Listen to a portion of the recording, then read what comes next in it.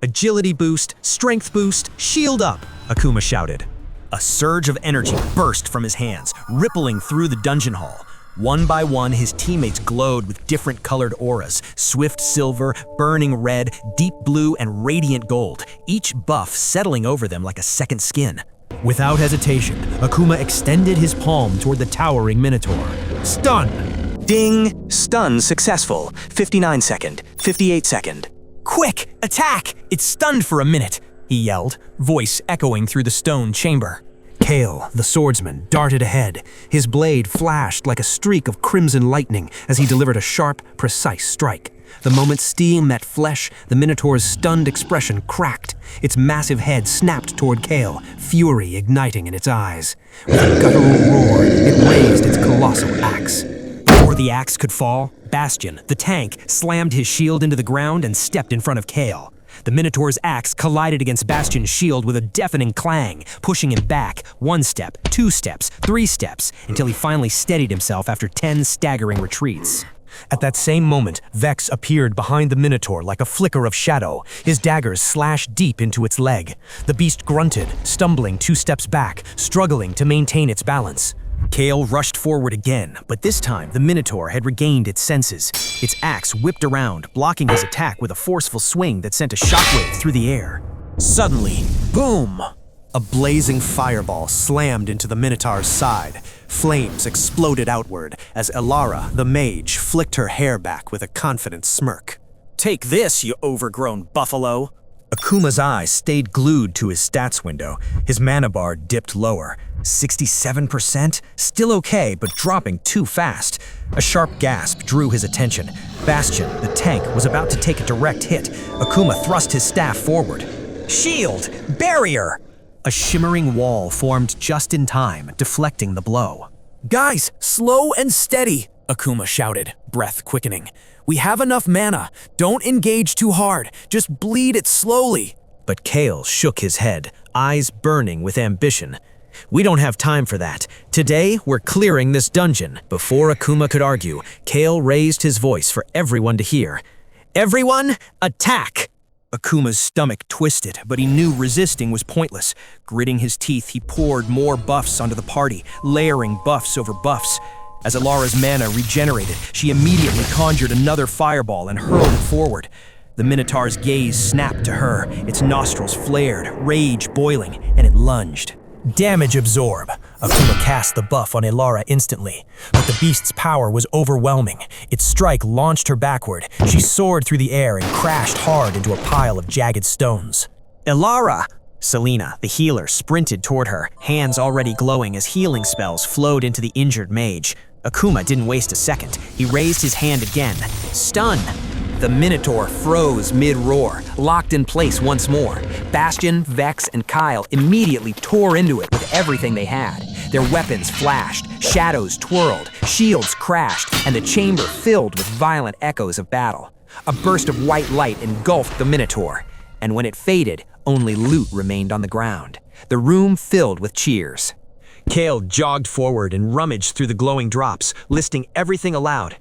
860 gold, 1 kilogram iron, red stone, blue stones, an uncommon gray double-handed axe. He held up 2 books. Shadow Step and Blindness debuff. He grinned. What a haul! Everyone cheered again. Kale tossed Shadow Step to Vex, then lifted the other book and looked at Akuma. This one's for support class, but since you already have stun, let's sell it. Akuma's heart dipped. But Brother Kale, I need this skill. Laughter erupted. "Save money and buy it yourself," Elara said, smirking. "This book can be sold for at least 5,000 gold, so don't expect charity." They began distributing the rest of the loot. Kale straightened up and announced proudly, "Since I was the main attacker, I'll take 30%. Assassin gets 15%, Mage gets 20%, Tank takes 15%, Healer gets 15%, and Akuma, since you're support and didn't deal any damage, you get 5%. Akuma swallowed hard. "Brother Kale, can you give me a little extra? I'll pay it back next raid. My sister is in the hospital. I need to pay bills this week." Kale chuckled and waved him off. "Don't be silly. I'm going on a date tonight. I need to buy a gift. Do you know how expensive equipments are? You want me to look poor?" Bastion snorted. Your support. We're already giving you more than you deserve. You should be getting 1%. Ilara and Selena exchanged smug looks. That's true, Ilara added. You just stay back, safe and useless. Akuma's jaw clenched. Heat rose to his face. I do nothing? His voice trembled with anger. If that's how you think, then there's no point continuing. From today onward, I'm leaving the party. He turned and walked away without looking back.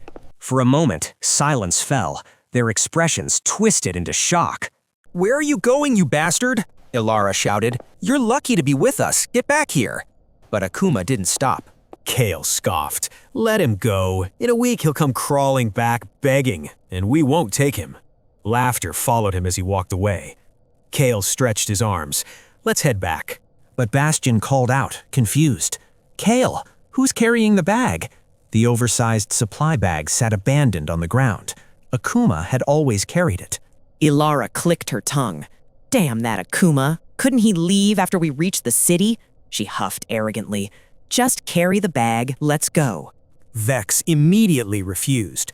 I need to stay light for scouting. Kale shook his head. A monster can appear any time. I need to be battle ready.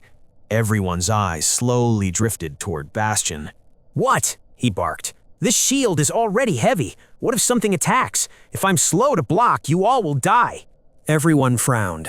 Then their gazes shifted to Selena. Flustered, she shook her head. I'm not strong enough to carry it. Understanding dawned across their faces. Kale sighed. Bastion, carry it. When we reach the city, we'll hire a porter for the next dungeon. Annoyed but defeated, Bastion hoisted the oversized pack onto his back, shield in front, grumbling with frustration as the group began the long walk back. On the other side of the city, Akuma walked alone, his footsteps slow and heavy, his mind churned with calculations and worries. I have only 1,350 gold left. His chest tightened. I need at least 1,500 gold to pay my sister's hospital bills, and I still need equipment and a new skill book. I can't fall behind now. He drew in a deep breath. Let me first buy some ingredients. Akuma made his way to the alchemy shop's wooden counter and listed the materials he needed. Stamina potion ingredients, recovery potion herbs, mana regeneration materials. The shopkeeper gathered everything, and Akuma paid the fee. 30 gold gone. He rented a small, dimly lit alchemy room and immediately began concocting. As the ingredients simmered in bubbling flasks, Akuma reflected bitterly. When I was with the party, they always gave me a tiny cut. At first, I thought it was because I was new. I tried to endure it, but with my sister's bills, I started taking odd jobs just to survive. But those odd jobs barely paid anything. He remembered a day in the slime dungeon, something that had changed everything. After defeating the slime boss, their team had received a basic alchemy book. The others complained, tossing the thin book around like trash. Alchemy was unpopular, hard to learn, slow, tedious. Most who attempted it failed and wasted the book, yet it still sold for 1,000 gold. Since everyone hated it, Kale had thrown it toward him with a laugh. They thought I wouldn't learn it. They didn't know I'd been saving money to buy one. He spent an entire week failing, struggling, retrying, until finally the system recognized his effort. From then on, he had a path. Not fast, not easy, but it was something. Back in the present, Akuma wiped sweat from his forehead. The alchemy room felt cramped and humid, filled with the scent of herbs and heated minerals. Ingredients cost roughly 1 gold each, room rent 30 silver, time investment 20 minutes per batch. But the finished potions could sell for 3 gold each, a profit of 1 gold and 70 silver per potion. After 6 long hours, he finally finished concocting all the materials, 30 gold worth, now transformed into potions worth 90 gold. Exhausted, he stepped out to the reception. I want to sell these potions, he said. The receptionist checked the bottles and nodded. You'll get 81 gold. We take 10% margin. Akuma accepted the coins. His total balance rose to 1,401 gold, a profit of 51 gold. He sighed. This is why players don't do alchemy. 6 hours of work for only 50 gold. Meanwhile, hunters can earn 500 gold in the same time by killing monsters, 10 times more profitable. No wonder alchemists get mocked for choosing this path. He counted again. I'm still short 99 gold. Let's try joining a hunting party. He headed toward Portal Square, the busiest place in the city. The air buzzed with voices and teleportation magic. Huge crystals towered above the crowd, sending players across maps for a small fee. More importantly, adventurers gathered here to form parties. Voices echoed around him. Need healer for level 56 dungeon. Need assassin for level 21. Looking for mage for level 73 dungeon. Then a shout froze the entire plaza. Need porter for level 100 dungeon, hell mode, paying 200 gold in advance. Gasps rippled through the crowd. A hell mode dungeon, a level 100 hell mode dungeon. Insane. Everyone knew the truth. In hell mode, strong guilds often used porters as bait. If things got bad, the porter was the first to die. Nobody applied. No one even moved. But Akuma's mind raced. I need money. I can't avoid this forever. If the situation gets bad, I'll drop their bag, stun their mage or healer, and run. He walked over to the brown-haired recruiter named Ripper. I would like to join, Akuma said. The man's face lit up. Welcome, brother. When we clear this dungeon, your name will be etched in the Hall of Fame for the first ever clear. After that, every big guild will beg you to join them. He laughed heartily. Akuma forced a small smile. Right. But inwardly, he sneered. Many have died chasing this so-called fame. These big guilds really think newbies are fools. Ripper gestured for him to follow, introducing him to the rest of the party, a massive group of 50 members. Guys, I found a porter. Let's go. Cheers erupted, and the team marched toward the portal. Their leader paid the travel fee. As Akuma walked toward the shimmering portal, he noticed movement to the side. His former party was passing by. He spotted Bastion, the tank, struggling with the enormous bag Akuma once carried. His face was twisted with irritation. Bastion also saw a group of 50 players moving in unison. The moment Bastion saw Akuma, he dropped the bag and stumped toward him. You bastard! How dare you run away! He shouted, grabbing Akuma's collar. Players nearby turned to stare. Bastion glared at him. Go carry that bag for me. Akuma slapped his hand away, his voice cold and sharp. Did you forget? I am not part of your party anymore. Touch me again, and you'll be punished for harming a player in the city. Gasps spread among his previous party. He never talked back before. What happened to him? Suddenly, Ripper stepped forward. What's happening here? He asked calmly. His eyes narrowed. Who dares to mess with our porter? Kale's face paled slightly. A level 92 player stood before him. Bastion swallowed hard. Ripper drew his dagger with a metallic whisper. You want to fight? Kale lowered his gaze instantly. We're leaving, he muttered to his team. Without another word, they turned and walked away. Akuma stepped into the portal with his new party. Behind them, another adventurer with a shark-like hairstyle whispered to Kale and Bastion. How many do you think will come back? Alara perked up. Why? What dungeon are they tackling? Level 100, Hell Mode, the man replied. Kale's entire party inhaled sharply. And your friend, the man added mockingly, just joined as a porter. Bastion burst into laughter. He's definitely dying today. He deserves it. Their party laughed together and walked off uncaring. On the other side of the vast dungeon plains, 50 guild members stood gathered before an eerie, ancient doorway. At the front of the group stood Ripper with serious expression. He spoke with a calm but commanding voice. Listen up, the dungeon boss is a shaman. It will summon skeleton dummies as frontline fighters. Stabbing won't work on them. Sever their heads instead. The guild members raised their weapons and shouted in unity. Yes, boss! With that, the party stepped inside. Inside the dungeon, the cold air thickened with the scent of dust and decay. Shadows stretched across the walls as the group of 50 party member advanced deeper, while Akuma followed in the rear, quietly carrying a backpack. The guild moved with practiced discipline, cutting down monsters in their path, and every time an enemy fell, Akuma stooped to collect the loot left behind. After a long trek, they arrived before a massive door carved with skull symbols. All right, everyone, take your recovery potions. He offered a short motivational speech, sharp, confident, and reassuring, before turning and pushing the massive door open. Inside was pitch darkness. Suddenly, faint rattling echoed from within. Skeleton warriors emerged from the shadows, swords gripped tightly in their bony hands. The moment the party crossed the threshold, the skeletons stopped moving and slowly turned their glowing red eyes toward them. Battle formation, party leader roared. Instantly, the assassins darted left and right. Tanks marched forward with shields raised, and the mages moved to the back. Akuma stayed in the last row, observing quietly. The party has perfect coordination. He gently placed down his backpack and straightened up. The 50 members charged toward the level 100 shaman boss, but the monster continuously summoned more and more skeletons, filling the room with clattering bones. Ripper gritted his teeth. Damn it, what's with this shaman? How can it keep summoning? Isn't it out of mana yet? They didn't know the truth. This wasn't an ordinary shaman. They had triggered a hell mode shaman prince. Minutes passed. The group desperately fought until finally only 10 skeletons remained between them and the boss. "Everyone, fall back," Ripper shouted. "It's going berserk." But what followed left them frozen in disbelief.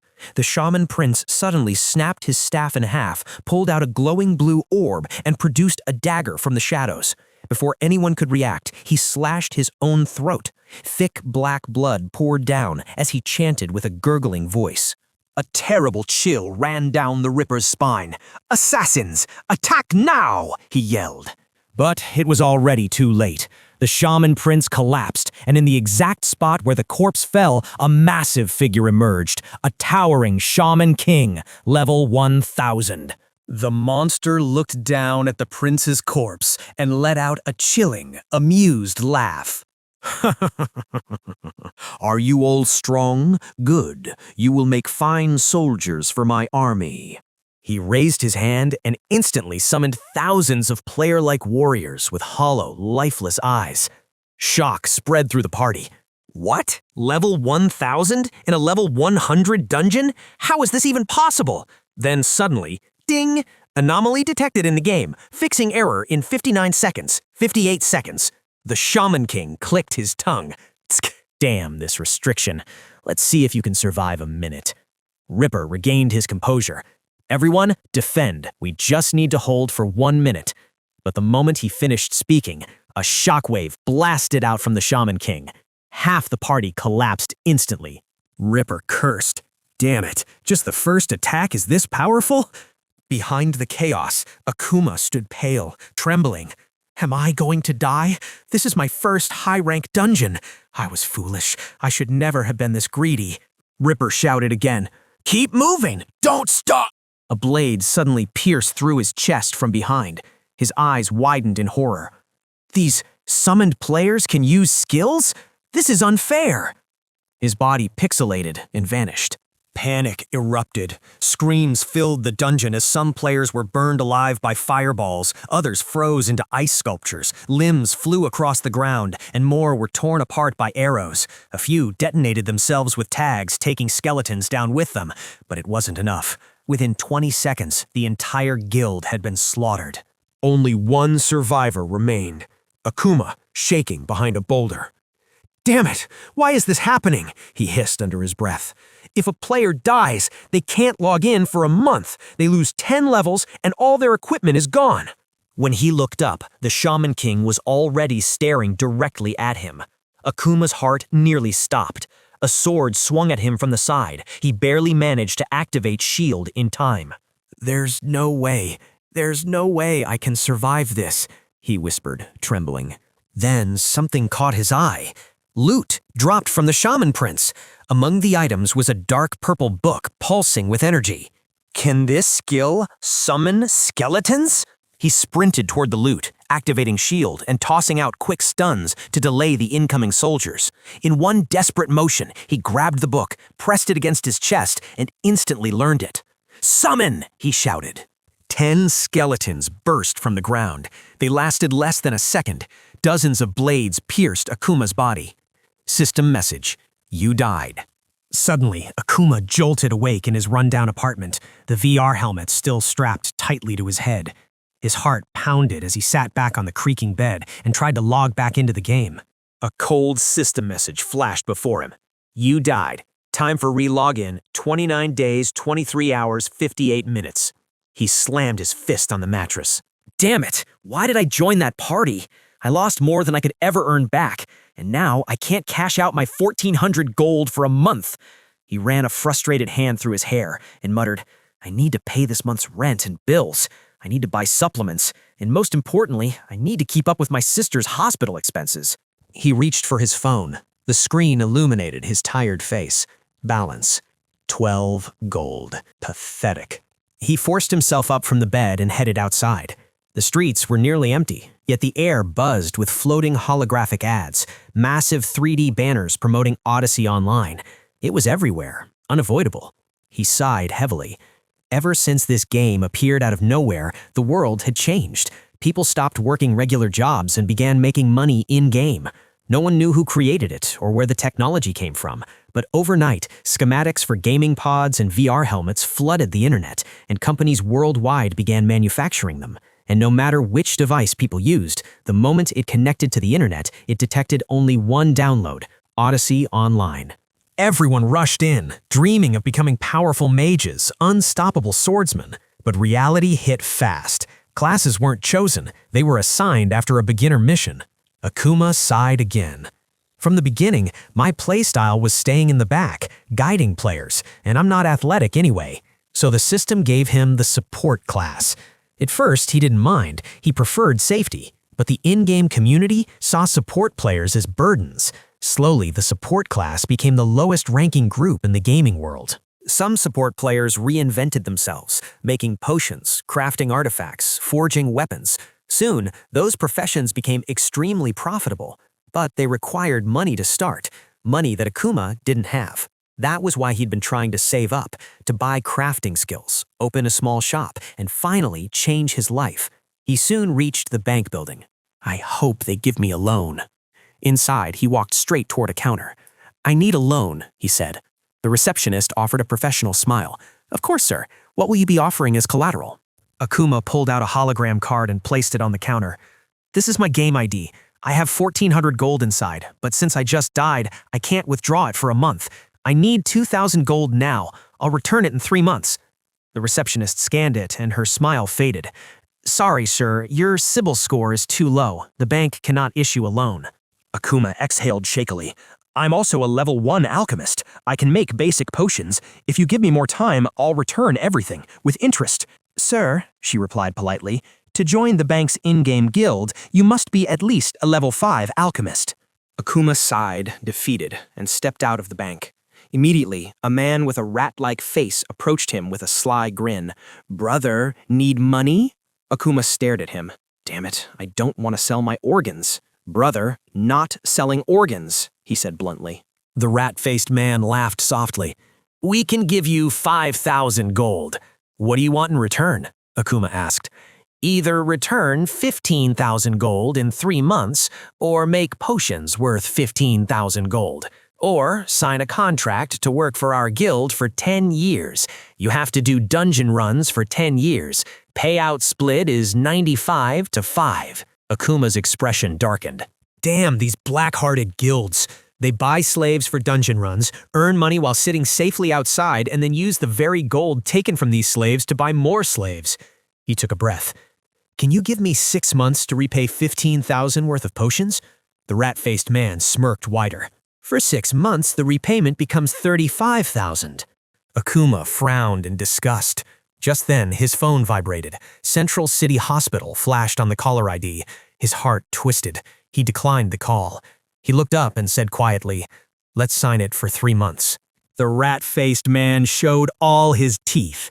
Good choice, brother. Very good choice. They walked to a luxurious but shady-looking building. People with dangerous eyes coming and going. At the entrance, a young girl cried out desperately, Dad, take me away from here! Dad, please! The father's eyes were red with resolute expression. Just wait 1 month. I will buy you back. 2 men dragged the girl inside. Akuma clenched his jaw, but said nothing. He couldn't do anything. In this world, if you want the world to move according to your will, you need money. And if someone has money but still can't shape the world around them, then what's the point of having it? In that case, everyone might as well live as paupers. The rat-faced man gestured. This way. Inside the office, Akuma signed the contract. The moment it was complete, 5,000 gold transferred into his account. He boarded an empty metro. Rarely any people were in there. He got off at his stop and made his way to the hospital. At the reception desk, he said, "I'm here to pay the bill for the patient under the name Hana." The nurse handed him a digital slip. 1,560 gold. He paid instantly through his hologram watch and walked toward the elevator. On the 5th floor, he stepped out and walked slowly to a familiar door. Inside, his sister lay connected to a ventilator, her body motionless except for the faint rise and fall of her chest. The steady beep, beep of the monitor echoed in the silent room. Akuma sat beside her, gently held her cold hand and whispered, "Just hang in there. Soon I'll earn the money and pay for your operation. Don't worry, your brother is here." After a long moment, he stood up to leave. At the door, just as he about to go out, a nurse walked past him and muttered under her breath, "Poor bastard." That nurse is his sister caretaker. Akuma clenched his fists, anger and helplessness burning in his chest. But he said nothing and left the room. That night, he got out of a taxi and paid the 2 gold fare online. He dragged himself up the stairs to his apartment, opened the cheap takeaway meal he'd brought, ate silently, and then sat on his bed, alone, exhausted, and uncertain of tomorrow. What should I do now? Akuma stared at the ceiling of his small apartment. I have 3,500 gold, but I can't even play the game right now. He picked up his helmet and slipped it over his head. The interface flickered to life. 29 days, 16 hours, 36 minutes left. He sighed helplessly, then noticed the small icon in the corner. Practice mode. He clicked on it. Let's just go into practice mode for now. Practice mode existed for players who wanted to improve their aim, practice skills, test combos, duel 1v1, or simply experiment. Here, every skill could be used freely, no mana consumption, no cooldown worries. A vast training field loaded in around him. Rows of dummies stood both near and far, ready targets for any form of practice. Akuma cast agility boost on himself, feeling his body lighten. He walked toward the arsenal, an arsenal of simple, non-magical weapons, and grabbed a basic sword. He swung it at a dummy repeatedly, but after 5 minutes, he felt nothing but boredom. He shifted to another activity, raising his hand toward moving targets in the distance. Stun. Blue sparks shot forward. 5 minutes later, boredom again. He sighed, opening his status window. Status window. Name, Akuma. Level 38. I was so close to level 50. He scrolled downward. Strength, 19. Stamina, 21 out of 30. Agility, 14. Mana, 42. Every level gives 2 stat points, and all players began with 5 in each stat. He had already invested 14 points into strength, 16 into stamina, 9 into agility, and a massive 37 points into mana. As a support class, I only need to cast, and casting consumes mana like water. So naturally, he put everything he had into mana. His finger slid down to his skills. Skills. Stun, level 5. Shield, level 7. Agility boost, level 6. Strength boost, level 6. Alchemy, level 1. My 4 lovely skills. They're the only reason I've made it this far. If only his alchemy was above level 5, then guilds would welcome him with open arms. But reaching level 5 required expensive materials. No guild was willing to invest in a low-level alchemist who might fail. They only recruited those who proved their talent by hitting level 5 first. Those players received boosts, training, and money. They grew fast. Akuma scrolled to the very bottom, then froze. Another skill appeared. Summon. Level 1. He stared, shocked. The summon skill. The one I picked up in that dungeon. That freaking scary dungeon. Summon was level 1. He closed the window and whispered, "Summon." The ground rippled. Bones clattered. 10 skeleton soldiers rose from the earth in a jagged circle around him. Akuma's eyes widened. Skeletons, and 10 of them? Ha! Excited, he lifted his hand toward a dummy. Quick, attack that dummy. The skeletons turned, glaring at the wooden target with hollow eyes. Then they rushed forward. But instead of coordinated strikes, they began chaotically punching, kicking, and headbutting the dummy. Damage numbers floated into the air. -7, -3, -4. Then the remaining 7 skeletons hit. -5, -4, -6, -2. Akuma shouted, "Stop!" They froze instantly. He frowned. They follow orders perfectly, but they don't know how to fight. It's like telling a 10-year-old kid to create a corporate performance chart. They understand the command, but have no idea how to execute it. Meanwhile, a 27-year-old MBA graduate would understand and deliver. He pointed at the arsenal. Pick up weapons. At the training range, all kinds of basic weapons were available. The skeletons moved quickly. One grabbed a sword, another a shield. Some took knuckles or a bow. One somehow lifted a hammer bigger than its body. Another chose a baseball bat. Akuma pointed to the dummy again. Attack! This time, the difference was immediate. Damage numbers appeared in rapid bursts. -17, -23, -14, -19, -17, -15. He grinned, until a stray arrow whizzed past and stabbed another skeleton in the back. The stabbed skeleton turned slowly toward the archer. Then, enraged, it raised its sword and charged. The archer skeleton panicked and tried to flee backward. Akuma stared in disbelief. They were interacting, as if they understood each other's mistakes. The sword skeleton eventually returned, its chest puffed proudly, while the archer skeleton's head hung low like a scolded child. Akuma raised his voice. "Train here. Use whatever you want. Practice and improve your skills." The skeletons immediately scattered across the training field, diving into drills, swinging swords, shooting arrows, swinging bats, hammering, running.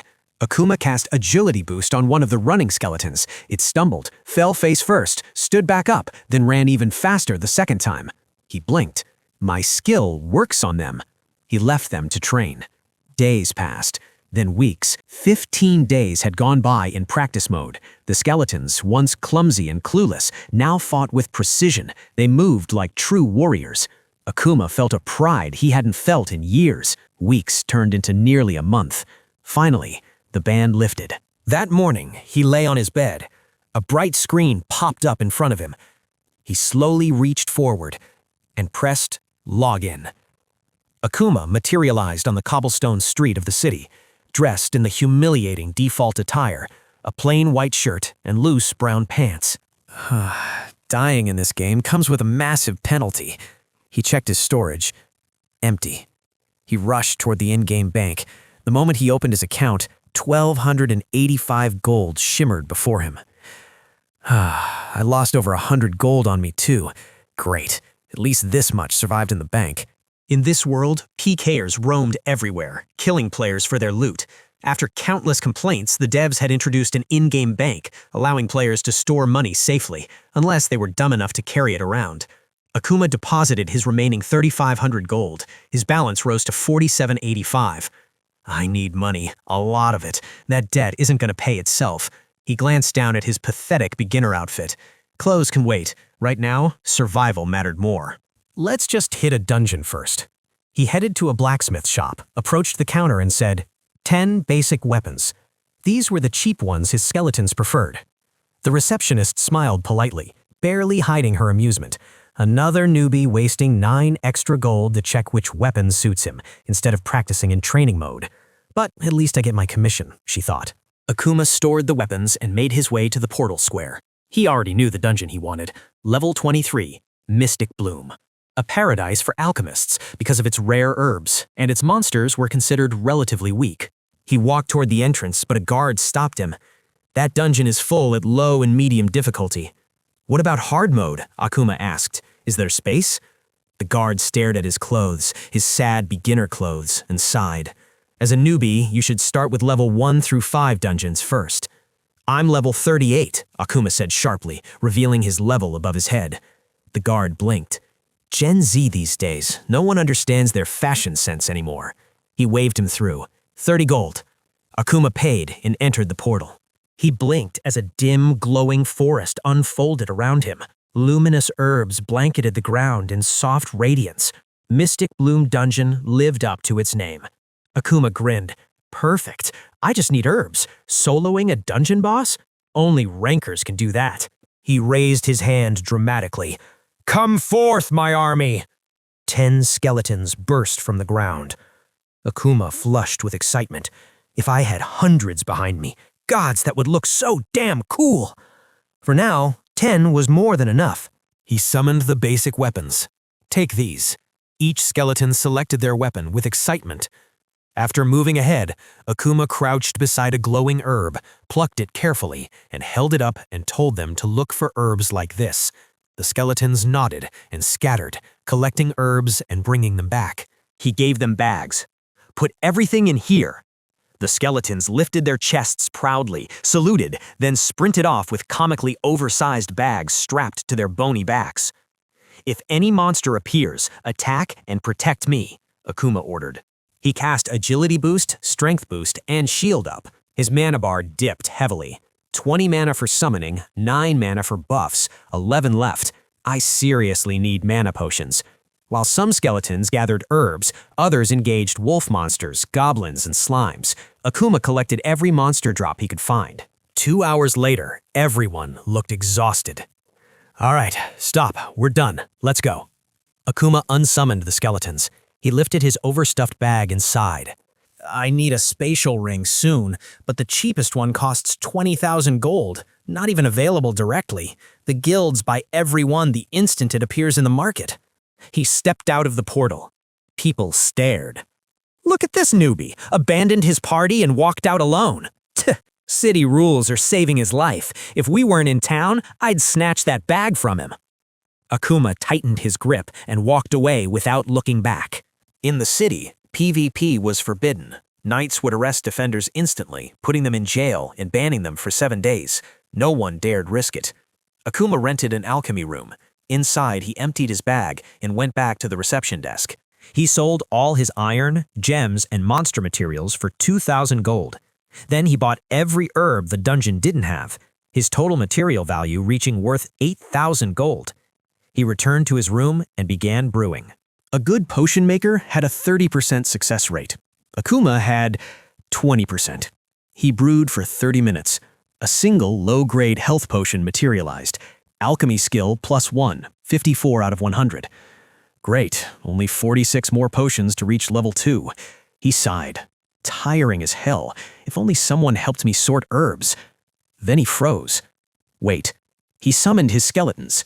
Listen up. Sort these herbs. Separate everything. He dumped the entire bag onto the floor. The skeletons charged into the pile like toddlers jumping into a ball pit. Akuma resumed making a potion. By the time he finished, the skeletons stood proudly beside neatly sorted piles. What? Already? He sighed dramatically. If only you guys could make potions too. At that moment, every skeleton grabbed ingredients and began mimicking his movements. Akuma stared, slack-jawed. They stirred, mixed, heated, cooled, exactly as he did. 30 minutes later, they presented 10 potions. 10 at once. This skill is insane. He opened his skill panel. Summon. Level 1. Rank S. Akuma's heart almost stopped. All his other skills were D rank. Generally, B rank skill books sell for 1 million gold, A rank for 5 million, and S rank would easily go for 10 to 15 million. But SSS rank? Priceless. He whispered, if I had sold this, I would have been rich for life. But he shook his head. This was too powerful to sell. This skill lets me solo dungeons, loot non-stop, and now they can make potions. His eyes sparkled. Quickly, make all the potions you can. Free labor, 0 cost, infinite productivity. He joined them.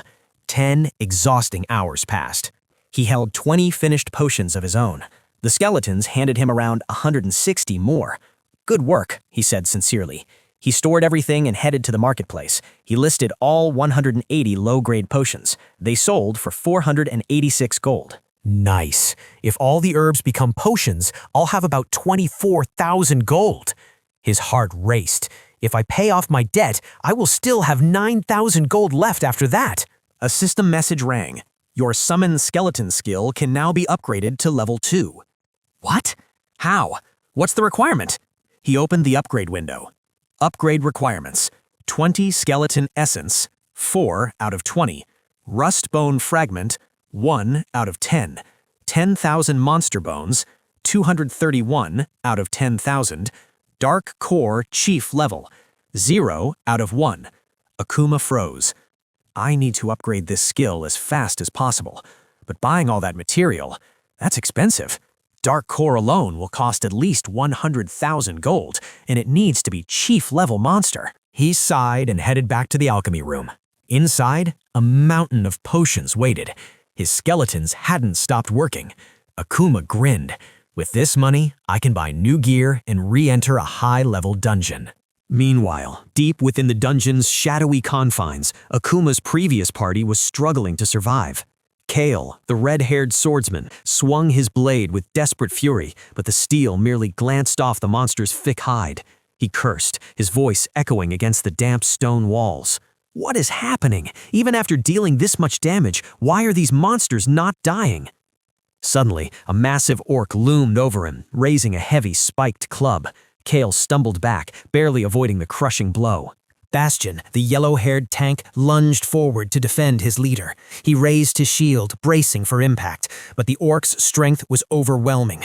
The strike sent Bastion flying like a rag doll. He slammed into a pile of rubble with a sickening crunch. He collapsed, coughing up a mouthful of blood that splattered against the gray stone. Panic flared in Kale's eyes. He shouted over his shoulder, "Damn it, mage! Fire already! What's taking so long?" Ilara, the mage, stood near the back line, her face twisted in a strained, almost constipated expression of concentration.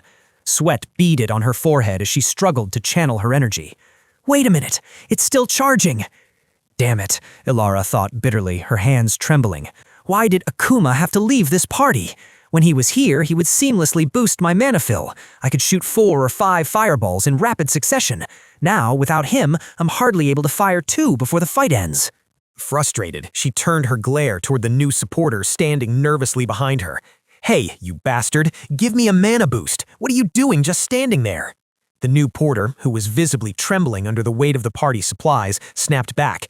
"What are you mad at? You make me carry this incredibly heavy bag, and my stamina is already critically low. You want me to boost you on top of that? Do you want to kill me?"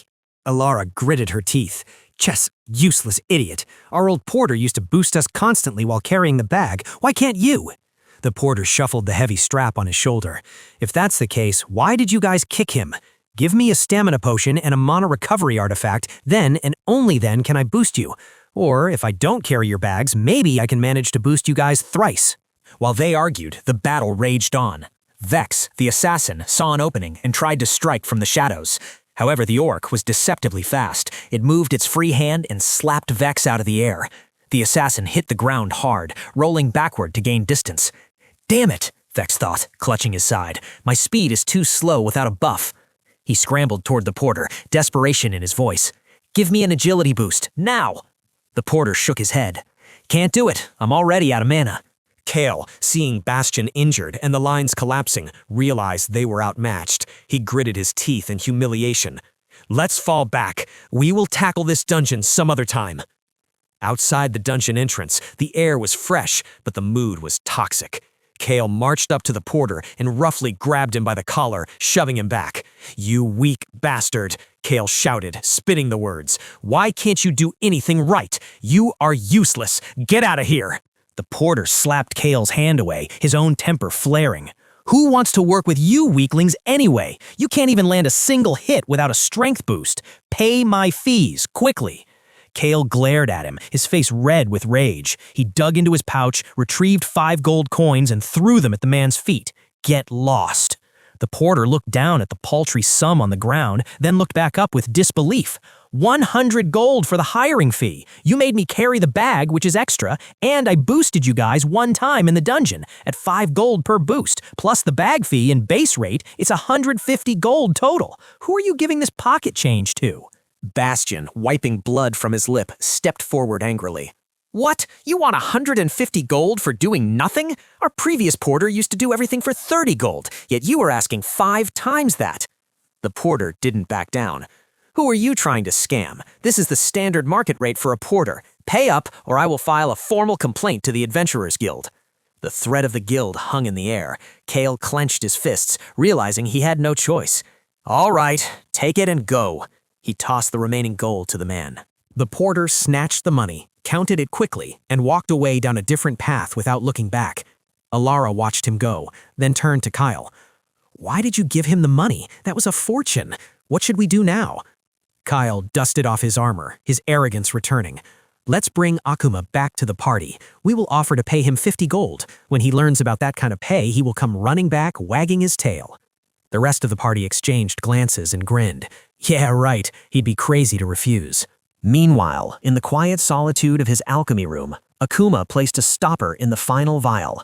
The liquid inside shimmered with a perfect hue. Finally, he whispered to himself, we have completed all the potions. He carefully gathered the entire batch and made his way to the local shop. He approached the receptionist, placing the piles of glass vials onto the counter. I want to sell potions. As he waited, he thought, I need to buy a space storage pouch soon. Carrying all this manually is inefficient. The receptionist smiled professionally. Sure, sir. She picked up one of the potions, holding it up to the light to inspect its thickness and vibrant color. Her eyes widened slightly at the quality. I can give you 23,600 gold for all of these. Akuma nodded. Agreed. She processed the transaction, transferring the heavy sum of gold to him. Stepping out of the shop, Akuma checked his funds. It's time I bought myself some decent clothes and equipment. He began walking toward the marketplace. As he moved through the crowd, he overheard two players walking past him.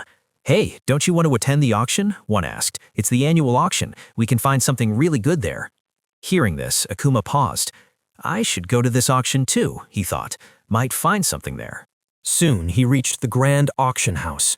Inside, Akuma took a seat in the lower section, blending in with the general crowd. The hall was packed with well-known players and high-level adventurers. His eyes scanned the room, eventually landing on the VIP boxes in the upper seating area. There he spotted Ilara, the mage from his previous party. She was sitting next to a young man who looked wealthy, clinging to his arm affectionately. Maybe her boyfriend. Akuma frowned for a split second, looking at her, but then his face smoothed into indifference. He relaxed, facing forward toward the stage. The auction soon began. The first few items were high-quality swords, rare accessories, and bundles of high-grade potions. Then, the host unveiled the sixth item. Next up, we have a lower-grade storage ring. Akuma's eyes narrowed, locking onto the ring. I need this. The bidding started at 10,000 gold. Immediately, hands shot up across the room. 11,000 gold, 12,000 gold, 13,000 gold. The price climbed steadily until it hit 15,000 gold. 15,500 gold. Then, a shrill voice cut through the noise. 16,000 gold! It was Ilara. She was shouting the bid with an air of superiority. Akuma looked at her with a blank expression. He remained silent, waiting. When the price finally settled at 20,500 gold and the room went quiet, Akuma raised his hand. 21,000 gold. As soon as he shouted, heads turned. Many people looked his way, whispering. Ilara looked down from the VIP section, her face twisting into a frown when she recognized him. What is he doing here? And how does he have so much money? Did he find a sugar mommy or something? Annoyed, she raised her voice again. 21,200 gold. Without hesitating, Akuma countered, 21,500 gold. By now, most other bidders had dropped out, sensing the personal tension. The room went silent. Ilara opened her mouth to raise the price, but her boyfriend tugged at her arm, trying to stop her. She turned to him, pleading with her eyes, before shouting, 22,000 gold! Akuma's voice remained steady. 22,500 gold. Ilara shrieked, 22,700 gold! Akuma took a breath. This is it. 23,500 gold. This was his limit. He thought, if I can't get it for this, then so be it. Up in the VIP box, Ilara and her boyfriend began arguing visibly. He was shaking his head, refusing to fund any more of this, while she gestured wildly. The host seized the moment. Going once, going twice, and sold to this gentleman. The gavel banged. Ilara stopped fighting with her boyfriend and stared down at Akuma with pure venom. Akuma ignored her glare and went to the back room to complete his transaction. He paid the 23,500 gold and took the silver ring. He slid it onto his finger, feeling the magic resonate. Walking out of the auction house, he checked his pockets. He had no money left. What's the point of staying here anymore? He thought with a wry smile. I better run some dungeons. I feel like a beggar again. He adjusted his collar and started moving toward the portal square.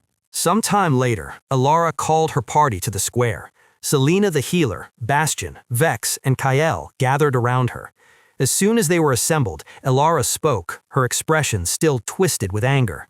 "Do you guys know what happened today? I saw Akuma at the auction house." Kale sneered dismissively. "What's the big deal about it? He must have went there just to see how rich people spend money."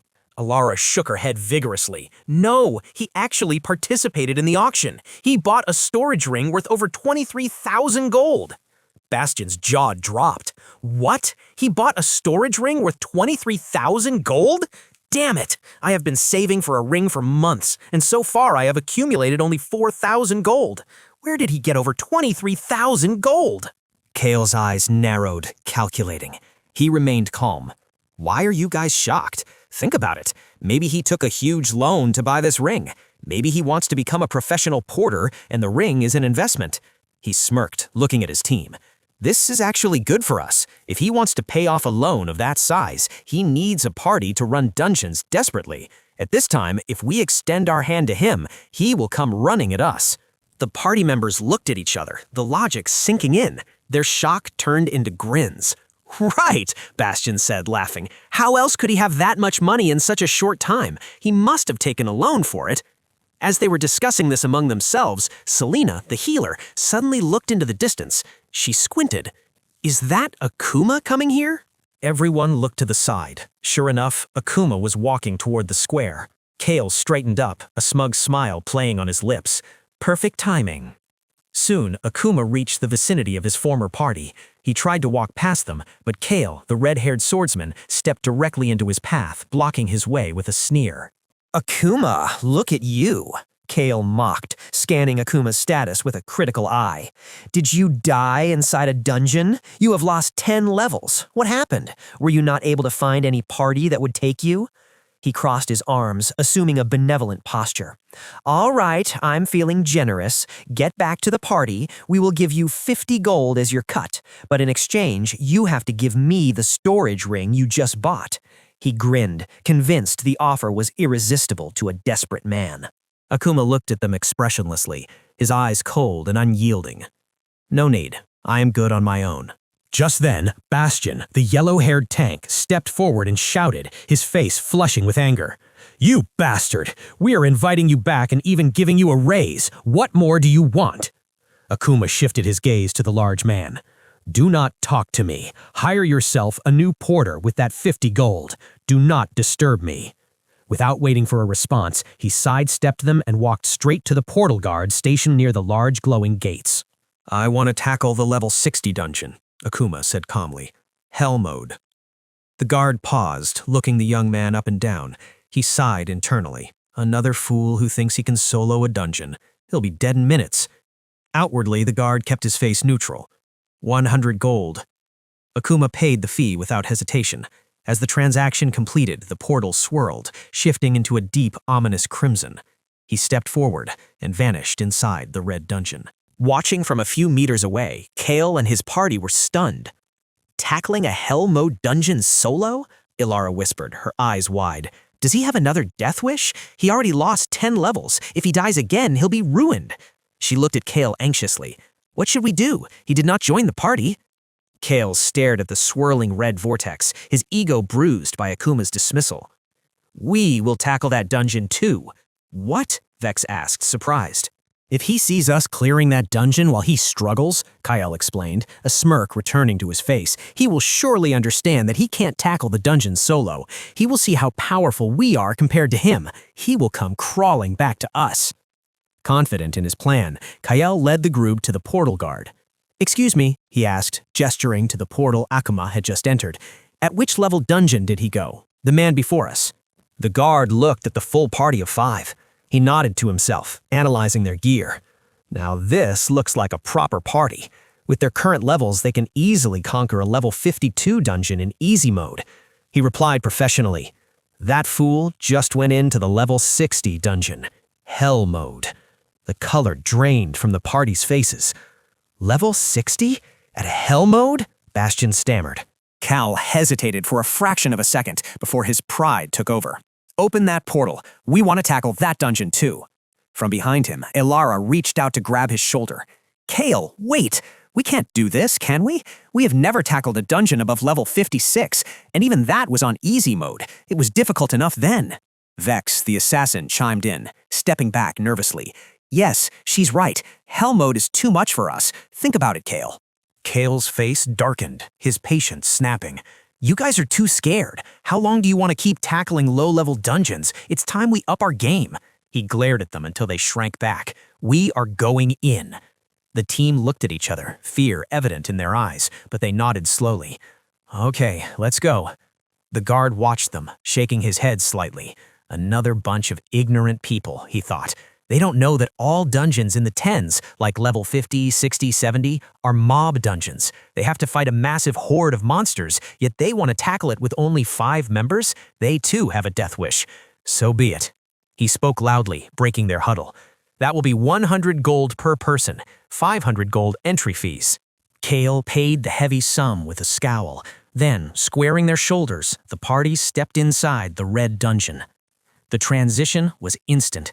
Soon they stood in a damp, dimly lit cave. The air smelled of sulfur and stagnant water. Kale drew his sword, his senses on high alert. Gear up, lizard man approaching. From the shadows, 4 lizard men emerged, hissing. They wielded crude but sharp spears, their scales glinting in the low light. Formation, Kale barked. They engaged immediately. Bastion, the tank, slammed his shield down, standing firm at the front to draw their attention. Vex, the assassin, utilized his speed to move behind the creatures, looking for weak points.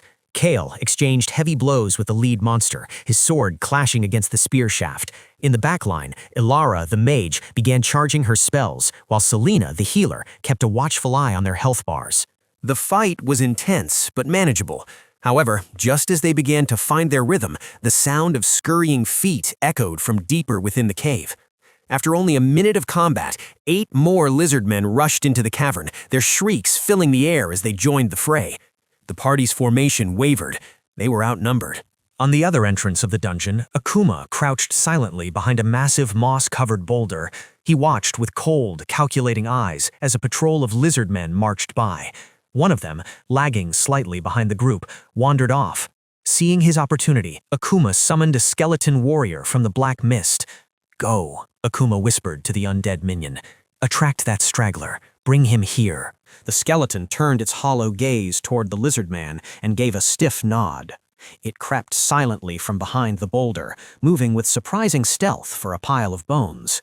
When it reached near the creature, the skeleton picked up a stone and tossed it. Clack. The lizard man's head snapped toward the noise. Curious, it walked over to investigate. As it rounded a corner, it spotted the lone skeleton standing there. The undead warrior immediately turned and began to run away, feigning panic. The lizard man grinned, revealing rows of razor-sharp teeth. "Where did this rat come from?" it hissed, tightening its grip on its spear. It began to chase the fleeing skeleton, eager for an easy kill. Behind the boulder, Akuma summoned his remaining 9 skeletons. The dark energy swirled around him as the bones knitted together. Hide, he commanded. Wait until the lizard man is in range, then attack all at once. The skeletons obeyed, hiding inside stone shadows. Moments later, heavy footsteps echoed on the stone floor. The bait skeleton came sprinting back, then suddenly stopped and turned around. The lizard man skidded to a halt, panting slightly from the run. It raised its spear, ready to strike, but just as it opened its mouth to roar, the shadows around it erupted.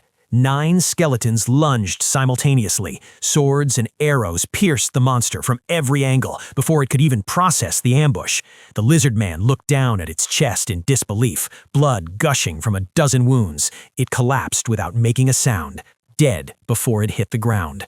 Akuma stepped out from the shadows and nodded at the baiter skeleton. Well done. Keep doing this. Bring only 1 monster at a time. Using this methodical, ruthless strategy, the pile of corpses began to grow. Soon, 20 dead lizard men lay stacked in the dark corner of the cavern. On the other side of the dungeon, the situation was disastrous. Kale and his party were locked in a desperate struggle against a mere 20 lizard men. They were completely surrounded, their formation breaking under the relentless assault. From the back line, Alara the mage saw an opening. "Take this!" she shrieked, unleashing a massive fireball. The spell exploded against 3 lizard men, scorching their scales and knocking them back. For a split second, Ilara grinned, proud of the damage. But the victory was short-lived. The flash of fire drew the attention of the rest of the pack. All the lizard men turned their murderous gaze toward the source of the magic. 5 of them roared and charged past the front line, heading straight for the mage. Ilara's expression crumbled from pride to terror. She scrambled backward, her voice trembling. "Don't come near me!" "Save her!" Kale shouted, parrying a blow and falling back to assist. Bastion, the tank, gritted his teeth and tried to intercept the charging monsters, slamming his shield to create a wall. Kale managed to hold back 3 of the 5, but 2 slipped past their defenses and lunged at Alara. She tried to parry with her wooden staff, but the lizard man was too strong. It swung its heavy tail, slamming it into her abdomen. "Gah!" Ilara gasped, coughing up bile as she collapsed to the cold ground. Vex, the assassin, blurred into motion, engaging the 2 attackers to keep them off her, but he was struggling to hold them back. Selena, the healer, rushed forward, ignoring the danger. She knelt beside the writhing mage and placed glowing hands on her stomach. "Don't worry. Stay with me. This can be healed." A soft green light enveloped Alara, knitting the bruised flesh back together. Selena sighed in relief. Thwip. A sharp whistle cut through the air. Suddenly, a black arrow plunged deep into Selena's temple. The green light vanished instantly. Her eyes went wide, glazed over, and she fell sideways, dead on the spot. "Selena!" Ilara screamed. The rest of the party froze in shock. What just happened? They looked toward the darkness at the far end of the cave. Emerging from the shadows were 5 towering lizard generals. Behind them stood an army, hundreds of lizard men, their eyes glowing in the dark. At the side of the formation, a lizard man archer lowered his bow, reaching for another arrow. Terror washed over the party. "How are we supposed to fight this many?" Kale's face went pale. He shouted, his voice cracking. "Get into defensive form. We are leaving this dungeon. It can't be conquered." Bastion stood at the front, raising his shield in a last stand to buy them time. "Go! I'll hold them." Suddenly, a massive lizard man general wielding a giant warhammer stepped forward. With a single, devastating swing, he crushed Bastion's shield, and Bastion along with it. The tank didn't even have time to scream. He was crushed instantly, his body shattering into blue particles of light. The horde roared and rushed forward to finish the survivors. "Now!" Kale screamed. He, Vex, and the injured Alara triggered their escape stones. Just as the claws of the monsters reached for them, they dissolved into pixels and vanished from the dungeon. Outside the portal, the 3 survivors materialized on the stone pavement, gasping for air. Their expressions darkened as they read the notification. Ilara, clutching her stomach where the phantom pain remained, quickly uncorked a green potion and downed it. A green aura surrounded her for a second, stabilizing her condition, though her face remained pale. "We lost 2 members of our party," she said, her voice shaking with rage and fear. "Bastion and Selena. They got a 30-day ban for dying. How are we supposed to run dungeons without a tank and a healer for a whole month?" Vex kicked the ground, frustrated. "This run was a total waste. We gained nothing, lost levels, and lost our teammates." Kale's face twisted into a scowl. He looked at the dungeon entrance with hatred. "Let's find Akuma after 30 days. It is because of him we are in this situation. If he hadn't baited us, we wouldn't be here. We will take his storage ring as compensation for our loss." Alara nodded aggressively. "Absolutely." She opened her status window to send a hateful message to Akuma, intending to curse him out. But as she scrolled to his name, she froze. "Wait," she whispered. "Kale, look! Akuma is still alive. His status is still green." Kale hurriedly opened his interface and checked his friend list. There it was, Akuma, online. "That bastard," Kale cursed, slamming his fist into his palm. "We fell for his trap. He must have baited us to enter the level 60 Helm Mode dungeon, waited for us to engage, and then slipped out immediately. He played us." Vex's face darkened. "He made fools of us." Alara gritted her teeth. "Then let's find him and beat that bastard to a pulp." "Agreed," Kale said. He tapped the call button on Akuma's profile. The call cannot be connected. The recipient is currently inside a dungeon. Please wait until he exits. Kale frowned, staring at the screen. What? He is still inside a dungeon? Vex thought for a moment. Maybe he left the Hell Mode dungeon and immediately went inside a lower level one to hide from us. Let's check the logs with the portal guard. We can camp outside whatever dungeon he's hiding in. Good plan, Kale said. Let's go. They marched over to the portal guard station. The guard, seeing the battered trio return so quickly, sighed internally. Sure enough, he thought, they overestimated themselves. It looks like they lost 2 party members and the mage is badly injured. Kale approached the guard, trying to regain his authority. The man who went in before us, the solo player, in which dungeon is he now? The portal guard remained silent, his face impassive. Kale clicked his tongue in annoyance and slapped 10 gold onto the counter. The guard took the coin, nodded, and opened his logbook. He traced the mana signature. Suddenly, his eyes widened. He blinked, checking the logs again to be sure. He looked up at the party, his professional mask slipping. He is still inside the level 60 Hell Mode dungeon. The 3 adventurers stood frozen. What? Kale gasped. He is still alive in there? Vex shook his head in disbelief. Maybe he found a safe spot and is hiding near the entrance. He has to come out eventually. Right, Kale said, his shock turning back into determination. He can't hide forever. Let's camp here and wait for him. Okay, the others agreed.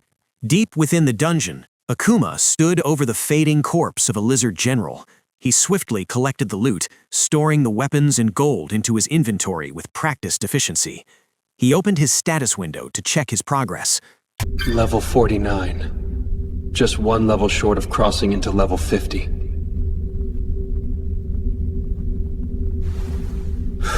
So far, we have killed 130 regular lizard men and 2 lizard generals.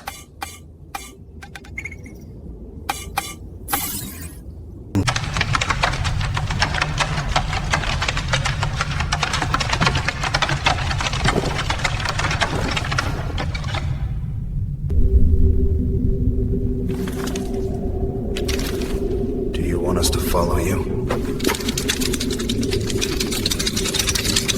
There must be something big. Let's go. Stay low. They moved silently through the rocky terrain, following the scout.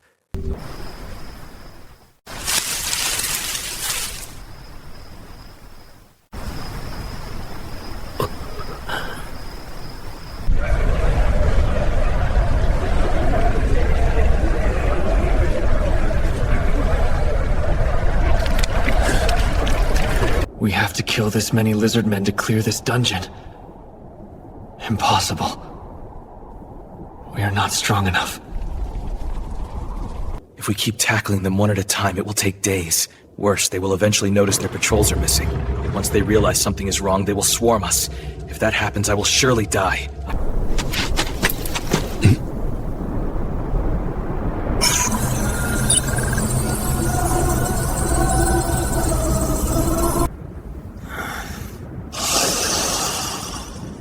For upgrading the skeleton summon to level 2, I need a level chieftain core. And this dungeon has a lizardman chief. Without his core, I cannot upgrade this skill. Even if I can't clear the entire dungeon, I still want to kill the lizardman chief. A spark of greed mixed with his determination. Besides, lizardmen are famous for hoarding pearls and gold. I read on an online forum that after killing a lizardman chief, the player can access its personal vault. If only I can get into that tent, I can access that vault. He checked his inventory storage and retrieved a small, unassuming pill. It was a low-grade, temporary disguise pill, a rare drop from one of the lizard generals he had slain earlier. It allows the user to change their appearance for 5 minutes, Akuma recalled. I could easily sell this for 500 gold in the market. It's a shame I have to use it now. He didn't hesitate. He popped the pill into his mouth and swallowed. Instantly, his body contorted. His skin hardened into green scales, a tail sprouted from his spine, and his face elongated into a snout. Within seconds, he looked exactly like a lizard man. He grabbed a sack he had prepared, slung it over his shoulder, and boldly approached the village gate. As soon as he reached the entrance, a lizard man guard crossed his spear, blocking the path. The creature narrowed its reptilian eyes. "Who are you? I've never seen you before." Damn it, Akuma thought. They can even differentiate among themselves? They all look the same to me. Thinking quickly, Akuma adopted a rough, guttural voice. "I am a merchant on my way here. I found some humans nearby. I killed them and took their loot. I want to present this to the chief as a tribute." He opened the bag to show the contents. It was filled with gold coins, pearls, and jewelry he had collected from his previous kills. The shimmer of gold caught the torchlight. Akuma reached into the bag, pulled out a lustrous pearl, and pressed it into the guard's clawed hand. "Take me to the chief. I have some business with him." The guard looked at the pearl. Greed flashed in his eyes. He quickly tucked the pearl into a pouch on his belt and nodded. "Follow me." As they began to walk, another guard, a younger-looking lizard man, stepped forward, confused. "Who is he? What does he want?" The first guard smacked the younger one on the head. "Do your work, newbie. Don't get into adult business." He walked past the stunned rookie, and Akuma quickly followed, suppressing a smirk. They navigated through the bustling village. Akuma kept his head down, avoiding eye contact with the hundreds of monsters surrounding him. Soon, they reached the center of the settlement, standing before the biggest tent Akuma had ever seen. It was draped in furs and marked with tribal symbols. The corrupt guard stopped. "Wait here, let me go inform the chief first." "Sure," Akuma replied calmly. The guard ducked inside the tent. Akuma immediately checked his system status. Disguise effect remaining, 30 seconds. Akuma's heart skipped a beat. "Fuck," he panicked internally. "I already wasted 4.5 minutes getting here. If I don't meet him soon, I am fucked. If I transform back into a human in the middle of this camp..." No, no, no. He counted the seconds. 20, 15, 10. Just as the timer hit the critical mark, the tent flap opened. The guard stepped out and nodded. "Go inside." Akuma nodded, composing himself, and stepped inside the massive tent. The interior was a stark contrast to the grim, rocky dungeon outside. The air was thick with the scent of incense and roasted meat. Piles of furs and stolen silks lined the floor. In the center, lying upside down on a lavish dais, was the Lizard Man Chief, a grotesque, bloated behemoth of a creature, far larger and fatter than any of his kin. Several female lizard men, adorned in primitive gold jewelry and fine fabrics, were tending to him, feeding him grapes and fanning his scales. The chieftain rolled his heavy eyes towards the intruder. His gaze was sharp, piercing through the dim light. "To which clan do you pledge allegiance, mongrel?"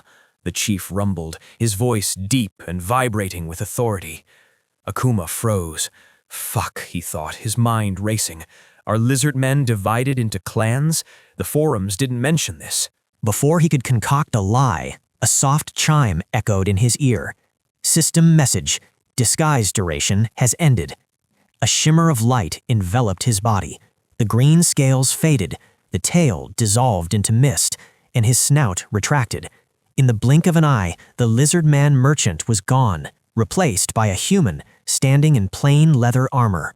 The chieftain's eyes widened in fury. Akuma cursed loudly. "Fuck this!" He didn't hesitate. "Attack him!" Black mist erupted from the ground as 10 skeleton warriors materialized instantly. They didn't wait for the chieftain to rise. With a unified, silent scream, they lunged forward, their rusted blades descending like a meat grinder. The chieftain roared, trying to grab his weapon, but it was too late. The skeletons hacked and slashed with relentless violence. In seconds, the massive creature was reduced to a bloodied ruin.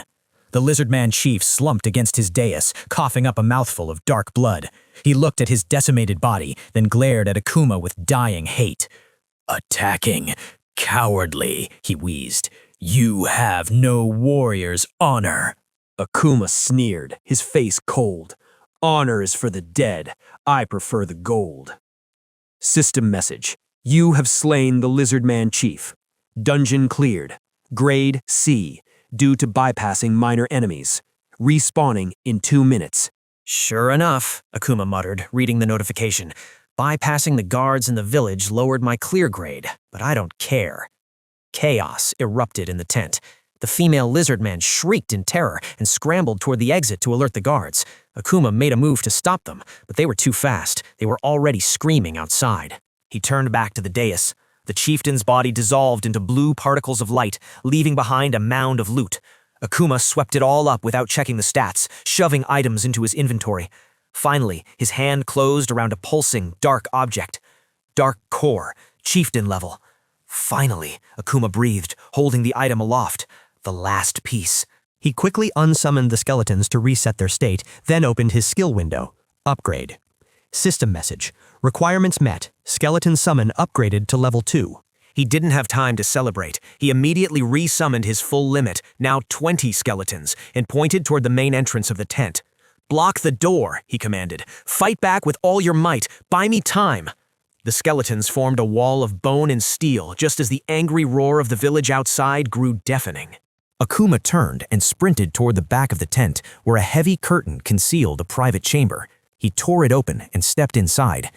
His eyes widened. It was a vault.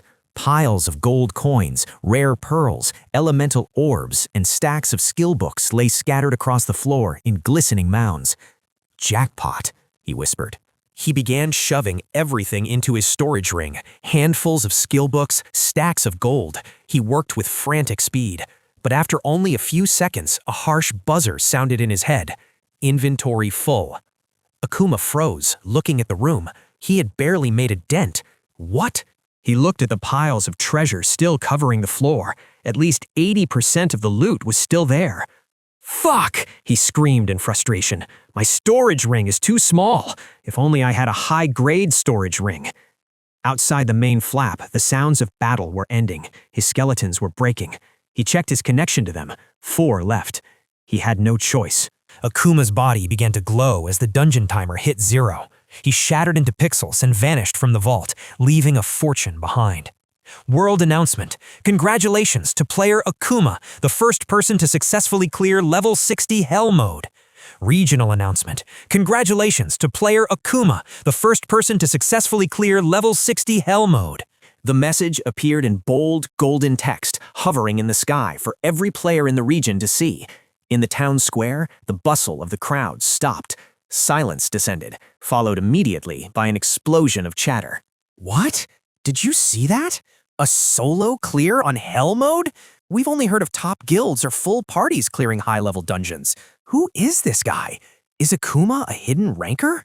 The whole town was buzzing with the name. Near the portal plaza, Kale, Ilara, and Vex stood frozen, staring at the sky.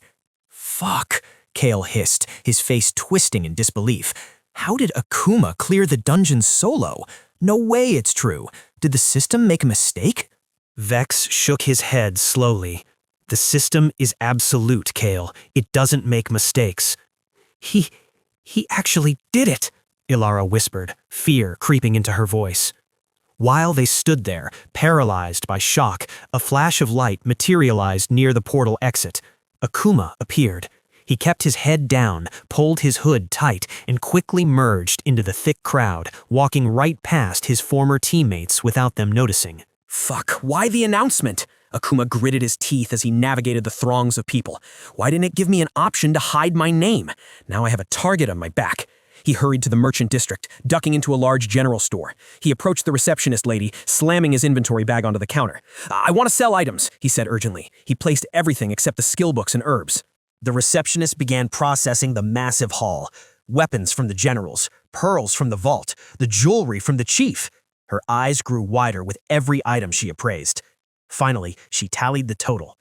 "Sir, that will be 367,000 gold."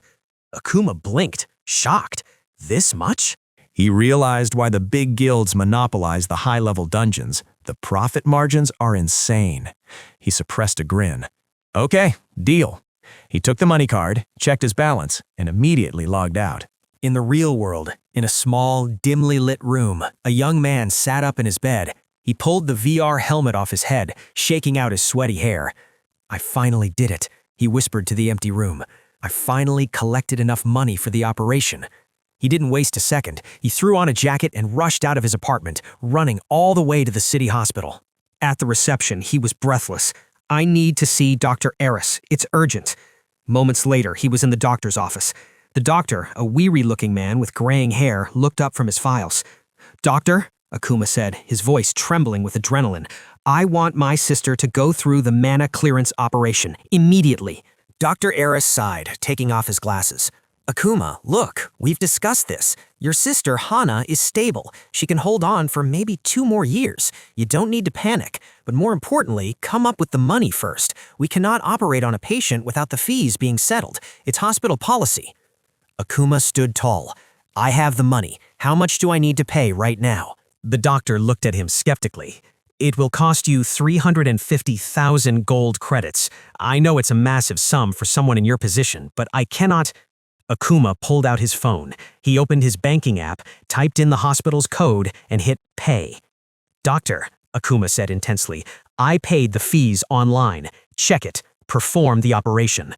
Dr. Eris frowned, his face reddening with anger. "Akuma, this is not a joke. You can't just—" Bang! The office door burst open. A nurse rushed in, waving a tablet, her face flushed with excitement.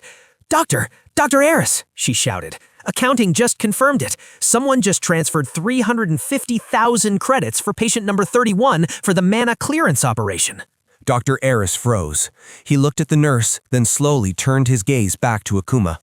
"It's paid?" he asked, his voice barely a whisper. "Yes, sir," the nurse confirmed. "Full payment." The doctor stared at the young man in the worn-out jacket standing before him. His expression softened from annoyance to profound respect. "You are a good brother, Akuma," Dr. Eris said softly.